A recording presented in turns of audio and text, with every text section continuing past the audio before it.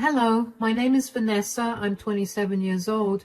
Only a year ago, I went through a life-threatening event that resulted in my in-laws getting arrested and me getting a divorce from my husband. I know it all sounds crazy, so let me start by telling you a little about my relationship with my now ex-husband, Daniel. Daniel and I met in college and we started dating because we found out we had a lot of things in common. I ended up liking his company and the way that he always found a way to make me laugh. Besides, it did help that he was a very attractive man. We dated for a long while until we graduated before we decided that it was time for us to meet each other's parents.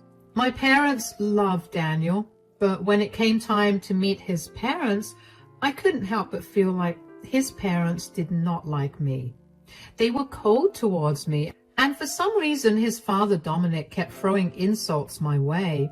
They went unnoticed because Daniel's mother, Melanie, would laugh it off as a joke, and then Daniel would follow along. I was pretty uncomfortable the entire time, and I was beyond glad when it was time for us to leave. After our first meeting, Daniel asked me how I liked his parents. So, how did you like my parents? Well, I think they're pretty cool, but what happened? Did you not like them or something? No, but I think that they don't like me. Why in the world would you think that? To start, your mom barely even looked at me, and the few times that she did, I swear she sneered at me. What? That's nonsense. My mom prides herself in being a proper lady. That's literally the last thing she would ever do. And then your dad kept throwing thinly veiled insults at me the entire time. Literally, when did he do that? When I was telling him that I was a legal consultant, he said, and I quote, "Lawyers are known to be scumbags, and they also tend to look like it. I wonder if my son has a thing for those." Oh, come on. He didn't mean anything bad by that. That's just my dad's sense of humor. That's a pretty messed up sense of humor, and very hurtful too, don't you think? I guess I've just gotten desensitized to it, but I can see how it can be hurtful to someone who isn't used to it. I'm sorry that they made you feel that way, but I promise you that they never intended to do it. Are you sure? Because if they don't like me, I'll respect that and keep my distance. I understand that sometimes you can just not like a person, and I don't want to seem annoying by being around them a lot. Hey, don't you dare think that way. It's been a while since I brought a girl home, and they're a little protective of me. I guess they were just trying to judge how you were for me. Don't take it to heart, please. Fine, if you say so. I didn't know how Daniel expected me not to take his parents' odd behavior to heart, but I tried my best. I met them a few more times after that, and every single time they treated me like I was stupid and inferior to them. I tried to talk to Daniel about it, but he never seemed to listen to me. Eventually, I gave up and resorted to avoiding much contact with his parents. About a year after we met each other's parents, Daniel proposed to me, and within 6 months we were married. At the wedding, Melanie and Dominic were very rude to not only me, but also to my entire family. I brought it up with Daniel, and we ended up having a pretty big fight. But like always, it did not lead to any results. He'd keep excusing his parents' behavior with them, just being overprotective of him, but I didn't see why that needed to include being so mean to someone's entire family. I could deal with their behavior, but there was no reason to insult and belittle my family. After that, I pretty much barely spoke to either of them, and that was the way it was for a good 6 months. Daniel tried his hardest to mend the relationship between me and his parents, but every time I caved and went to visit them, they'd get more egregious with their insults. I will say that no matter what they said or did, I never once retaliated. I was always nice to them, and I never penalized Daniel for not taking my side. I only expected an apology when they took it too far. One day, Daniel came back home from work and told me that his mom called and she invited us on a camping trip with her and Dominic. So my mom called me today. Oh, what did she say? She told me that she and Dad were going on a camping trip this weekend. That's nice. Good for them. Yeah, well, they invited us too, and I really want to go. You can go if you want to, sweetie. What about you? They invited you along as well. In fact, Mom insisted that you come along. Really? Why? She never liked me to begin with. This again. My mom loves you. She's just not openly affectionate. Honey, she tried to push me into our wedding cake at our reception. I don't think she likes me at all. So you're just going to turn down their invitation because you think that she doesn't like you. I just don't see why I should be there. I mean, I'll only ruin the mood considering how your parents and I don't really get along so well. That's nonsense. What has my dad ever done to you? He hasn't done anything, but he's sure had a lot of insults to throw my way whenever you're not around, which, by the way, your mom finds hilarious. Are you trying to make my parents seem like some evil in-laws or something? Because I do not appreciate that at all. Daniel, I'm not trying to do anything like that. I've been trying to tell you from the start, but you would never listen to me. I don't feel comfortable being in the woods with two people who blatantly dislike me. It's just not my cup of tea. Why can't you see this as my parents' attempts to make things up then? I mean, they were adamant about bringing you along anyway. Maybe they're trying to clear all your suspicions about them not liking you. How would they even know about my suspicions? I may have told them about it, but only because I wanted you to be proved wrong so you can become comfortable around them. Daniel, you can't do that. How do you know that they won't dislike me even more now? I know they won't, and that they don't, because they've invited you to our camping trip. Keep in mind that this is a very important trip, because when I was growing up, we would go on camping trips to bond as a family. Trust me when I say that this is their roundabout way of telling you that they want to make things right with you. Fine, if you say so, but if I feel like even the smallest thing is off, you have to bring me back home. Absolutely. You have nothing to worry about. I was still very skeptical about going on this trip with Daniel's parents. They had made it abundantly clear that they did not like me, so for them to insist that I come along on some camping trip with them made me feel like there was something wrong. This feeling did not go away, and I tried my best to ignore it because I wanted to desperately believe that the invitation was their attempt to fix our relationship. When the day for the camping trip finally came, I couldn't help but notice how antsy Daniel was.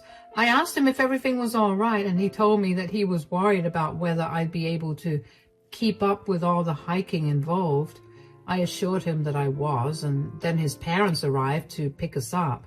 On the drive to the campsite, I ended up falling asleep because the anxiety about the trip kept me up the previous night and on my toes during the entire day.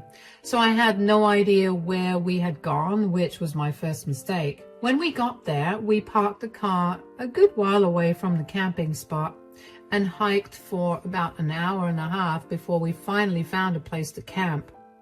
We set up our tents. Each couple shared a tent and unpacked the food we'd bought. It had been a relatively good time by that point. Melanie and Dominic had been surprisingly nice, and I enjoyed it. After dinner was done, I thanked both of them for inviting me along. Thank you so much for inviting me along on this camping trip. Daniel told me about how important these camping trips are to you guys, and it makes me feel so nice that you invited me to join you. Of course, you're our daughter-in-law now. You're part of our family. And also, Daniel told us about how you'd been feeling around us. Oh, forget about it. That was just something I confided in him about because I was insecure and probably overthinking things. No, we can't just let it go. We did not mean to make you feel that way. And we're really sorry that we did. We weren't trying to make fun of you or be cold towards you. It's just that since Daniel was born, it had always been the three of us. He's our only son, and we tend to be very protective of him. One could even argue too protective of him. We didn't mean to hurt or upset you, and we're sorry that we did. I get that. I mean, I love Daniel with all my heart, and he's a wonderful man. I see why you guys care so much, and I can assure you that I too want only the best for him. Yeah, she makes me very happy, and there's nothing better that I could have asked for. I'm glad that's the case. As long as you keep him happy, I'm sure we'll never run into any problems together. Dominic, don't say it like that. It sounds like we're threatening her, and that's the opposite of what we want to achieve today. It's okay. I'm sure that Dominic was only trying to be funny. Sure. Anyways, where's the hot chocolate, Melanie? Oh, yes, it's in our tent. I'll pour us some cups and be right back. Hot chocolate? Oh, yeah, my mom makes a mean hot chocolate. I swear she must put some magic in it because no hot chocolate has ever tasted as good as hers. Well, then, I'm excited to try it. I was genuinely happy that night. I never expected my relationship with Melanie and Dominic to get any better. I was happy with things being the way they were, as long as Melanie and Dominic were a little more civil. But to hear them apologize and provide kind of reasonable reasons for their behavior made me feel like there was hope for my future with them. Just after Daniel told me how good Melanie's hot chocolate was, she came out of her tent and gave me a full cup of hot chocolate. I did notice that she was very particular about which cup was mine, but I didn't pay any attention to that because I was so happy about our previous conversation. For starters, her hot chocolate was very average. I didn't see why Daniel hyped it up so much, but I appreciated it out loud just to keep the good ambience going. I'm only saying this because I want to be a little petty, and it sets a good tone for what I'm going to tell you about what happened next. As I was reaching the end of the cup of hot chocolate, I began to feel very drowsy. I don't remember how or when I ended up in my sleeping bag, but I did. When I woke up the next day, I felt groggy and I had an almost head-splitting headache. My stomach was also feeling very weird, but I didn't have time to focus on that because I was suddenly very aware of how I was sleeping in a sleeping bag without a tent to cover me. In fact, Melanie and Dominic's tents were gone as well. Out of panic, I picked my phone up to call them only to realize that I had no network.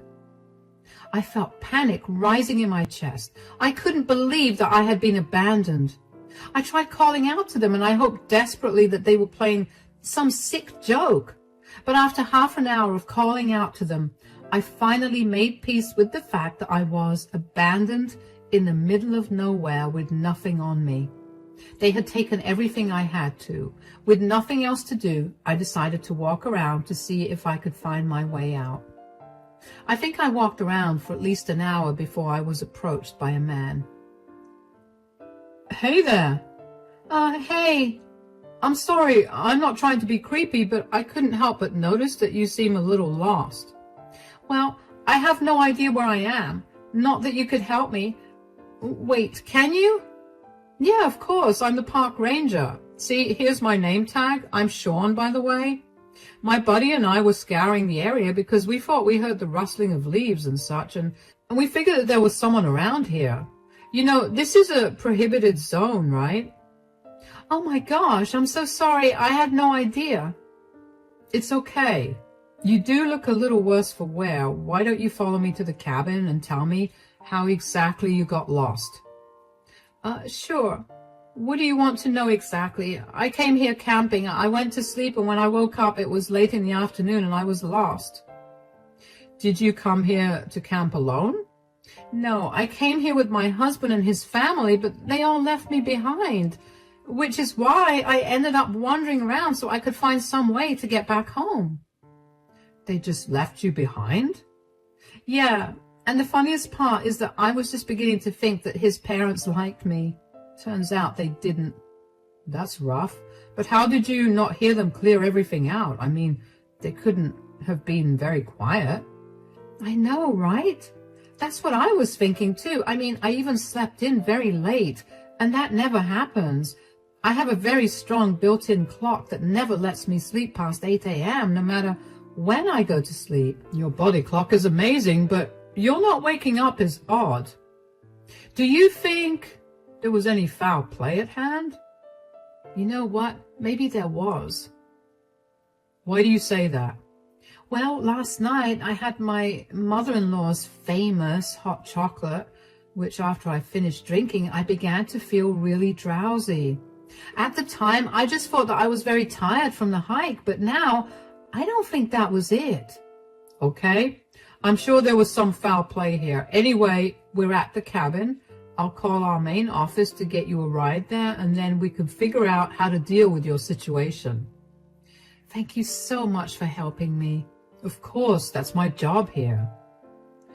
I was so grateful for Sean. I mean, if he hadn't found me, I don't know what would have become of me.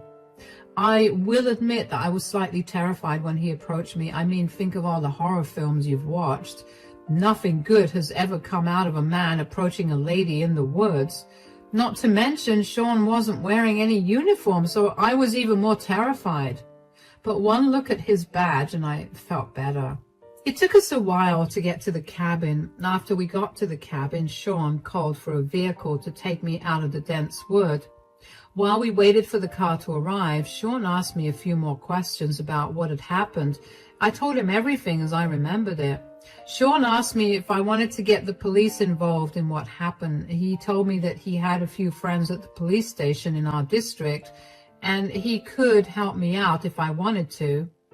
At first, I was tempted to tell him no out of pure alarm, but then, the more I thought about it, the more I realized that it would be best if I did at least get some revenge on Daniel, Melanie, and Dominic. I needed to find out if they drugged me and what they used to drug me. So I told Sean that I would be okay with getting the police involved, and he quickly made a few phone calls. Just as the car for me arrived, Sean told me that the cops would be waiting for me at the main office. I thanked him profusely for his help, and he smiled at me. When I got to the main office, at least 6 cops were waiting for me there. One of them rushed up to me and asked me if I'd be comfortable giving my blood to run some tests on it, and then going down to the police station. I consented to it and followed whatever they wanted me to do. Over the next few hours, I spent a lot of time detailing the events of the camping trip to the officers, and then waiting for the blood test reports. As soon as I got some signal on my phone was flooded with messages about money being withdrawn from my account. Now, I didn't have anything on me, so I knew that either Melanie, Dominic, or Daniel was stealing from me. I immediately told the officers about this, and they looked into it. After a little digging, they figured that the withdrawal was made at the ATM near Melanie's place. By this point, I was practically shooting steam from my ears because of how angry I was. I couldn't believe the audacity of that family. I couldn't wait for them to be put in their places. When the reports finally came, I was told that I had been administered a near lethal amount of sleeping pills. My heart started racing when I heard that. I couldn't believe that I was even alive, and that Melanie and Dominic would go so far as to show me how much they hated me. The officers told me that all 3 of them would be charged with drugging and robbery if I wanted to press charges, and you can bet that was what I wanted to do. The officers asked me if I would like to ride along with them, and of course I wanted to. I wanted to be there to see the shock on their faces when they saw how their actions caught up to them. After the officers got a warrant for the arrest of Melanie, Dominic, and Daniel, and a warrant to search their house, we were off. When we finally got there, I walked up to the door and knocked on it. Keep in mind, by this point, it's well past 9 p.m. and not once did I hear anything from the three of them. Melanie opened the door and looked shocked to see me with 6 cops standing behind me. "Oh, hey, Vanessa, where have you been? We've been worried sick." "Save it, Melanie. You guys tried to drug me and rob me." "That's not true." "Oh, really? Then why did I wake up all alone in the forest with nothing on me except my phone, which I had thankfully kept in my pocket, and you lot didn't seem to check?" "What? What are you talking about? We tried to wake you up when we were going on a hike in the morning, and you insisted that we go alone. You told us that you'd meet us back home." "Are you seriously lying to my face right now?" "I'm not. And this is a family matter. Why did you involve the cops in this?" "I had to because I had been drugged and left alone in the woods. Besides, they're here to arrest you guys." "Arrest us? Why in the world?" "Officers? She's always been very unstable, and she's been prone to making up lies to suit her narratives. We've been nothing but kind to her, and she's always tried to pick on us for it." "That's a load of lies, and you know it." "How can you even prove that we drugged and robbed you? This is unconstitutional." "Right here. I have my blood reports which show that I had a near-lethal amount of sleeping pills in my system." "You could have taken them yourself. How can you prove that we did it?" "Daniel knows that I don't have any sleeping pills because they mess me up badly, and I feel groggy and restless for the rest of the day. There has never been a time in our entire relationship where I've taken sleeping pills." "So, they could have been Daniel's pills that you stole. You don't like nature, and maybe you were trying to fall asleep quicker." "I know for a fact that Daniel didn't carry them because I packed our bags for the trip, and he had been home all day, so he could not have gone out and bought them either. So that just leaves you, Melanie, and you, Dominic." "We did not do that." "As for the robbery, once I managed to get the network on my phone, I got a ton of messages telling me that so-and-so amount of money has been debited from my account. A quick look at where this money had been withdrawn shows me the ATM just a block away from your house." "That's circumstantial. You have no way to prove that we did any of that. You just hate us, and you want us to not be a part of Daniel's lives." "Do I want that, or are you projecting onto me what you wanted to do with me? Anyway, everything I just said will be proven now. The police have a warrant to search the house and your car. Move aside and let them do their jobs." Dominic tried to protest but was quickly detained by an officer. A quick search of Melanie and Dominic's bedroom, and the cops found an almost empty bottle of sleeping pills and a receipt showing its purchase only the day before. I don't know about you, but that's pretty incriminating evidence. And aside from that, a huge wad of cash was found in Melanie's cupboard, the exact amount that got withdrawn from my account earlier that day. The three of them were quickly handcuffed and put into the squad car. Another small victory for me was that Melanie and Dominic's yelling drew the attention of a few of their neighbors, who all came outside and witnessed the three of them getting arrested and put into the police squad cars. I was glad that their good reputation around the neighborhood was going to go to the trash. Thankfully, all of my things were in their house, so I had my keys and wallet safely in my possession pretty quickly. One of the officers escorted me home after the three of them got arrested, and I thanked him a lot for everything he did. When I opened the door to my home, I finally felt all the emotions that I had held myself back from feeling. I pretty much broke down as all the stress and hurt crashed down on me. I couldn't think of a single thing I did to any of them for them to have treated me that way, especially Daniel. My answers did come to me, but only after months of courtroom visits for the trial of Melanie and Dominic. What about Daniel? Well, He turned on his parents and said that he was coerced into doing it.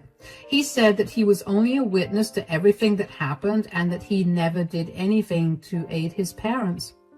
There was no evidence to prove otherwise, so Daniel only got a few hours of community to complete. During this entire time, I filed for a divorce from Daniel. Right after he got let go by the police, he decided that the first thing he needed to do was come visit me. I saw that he was standing at my door through the security camera and debated opening the door to him. I got too curious, so I ended up opening the door. "Hi, Vanessa. What do you want?" "Look, I just wanted to apologize for everything that my parents did to you. I realize now that you were right about them not liking you. I should have listened to you, and I'm sorry that I didn't." "Your apology means nothing to me right now, and don't act like you weren't a part of their entire scheme." "I wasn't. They forced me to go along with them." "How did they do that? Did they tie you up and take you hostage? Did they drug you too? Did they blackmail you?" "No, they just told me to follow along without asking any questions." "Why did you think it would be a good idea to come here and apologize to me? You clearly didn't care about me. I was gone for almost an entire day, and not once did you try to find me." "Just because I didn't try to find you doesn't mean I wasn't worried sick." "Right, because being worried sick would have saved me if I had been harmed or hurt. Thank you, Daniel, for taking such good care of me." "I know that I hurt you deeply and that I've definitely hurt our relationship, but if you could just give me a chance to prove—" "Chance? Ha! You're not getting any chances, Daniel. I want nothing to do with you. This is it. The end. You need to leave me alone and never interfere with my life again." "But I didn't do anything. It was all my parents doing." "Yeah, you didn't do anything, but that's exactly the problem, isn't it? You just stood by and watched as your parents almost killed me and robbed me. You're lucky that you got away without a punishment. You'll be served the divorce papers soon. Goodbye." I slammed the door in Daniel's face and couldn't help the large smile that bloomed across my face. I had finally won, and I managed to get a hold of my life again. I didn't have to worry about whether I was overthinking things again and if I was going crazy. A few weeks after Daniel's hearing was done, Melanie and Dominic's hearings took place. They pleaded guilty to all their charges and were sentenced to 10 years in jail for it. They were also ordered to reimburse me for all the emotional damage that they had inflicted on me. Let me tell you, nothing was more satisfying than seeing the two of them listening to the sentences for their crimes with their heads held low. The once proud and egoistic people were finally brought down to earth thanks to their actions. I was only lucky that day that I happened to run into Sean, who, by the way, has become a good friend now, although I think it's safe to say that I'm done with camping now. As for Daniel and my divorce, thankfully Daniel didn't make it a hassle. It went off pretty smoothly and we divided all our assets equally. Daniel did try to apologize to me again, and when he realized that it was not working, he got angry and blamed me for everything wrong that happened in his life. He said that his parents were right for trying to kill and rob me. All I could think of when I heard him say that was, wow, I dodged a bullet. It's been really good for me right now. I'm finally breathing easier, and I feel like I'm in control of things again. If there's one thing I've learned through this entire experience, it's to never ignore your intuition. If I had just listened to it when I thought of how odd it was when Daniel's parents insisted I come camping with them, I would not have gone through something life-threatening. I'm lucky that things worked out well for me, though, and it could not have happened without the help of some very nice people that fate happened to put in my way.